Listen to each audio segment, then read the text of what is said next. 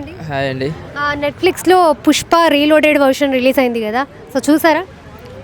లేదు, నేను థియేటర్లో చూసా ఫస్ట్ రోజు. ఓకే. రీలోడెడ్ వర్షన్ కూడా చూసారా? రీలోడింగ్ చెప్పలేదండి.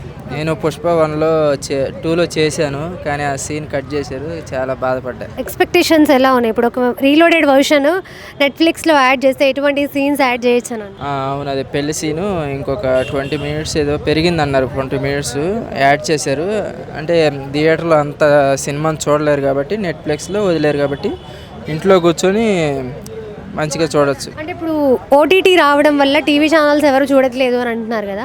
సో ఓటీటీ రావడం అనేది అడ్వాంటేజా? డిసడ్వాంటేజా? అడ్వాంటేజ్, ఎందుకంటే ఇప్పుడు కొత్త సినిమాలన్నీ టీవీలో రావు కదా, నెట్ఫ్లిక్స్లో వస్తే చూడొచ్చు.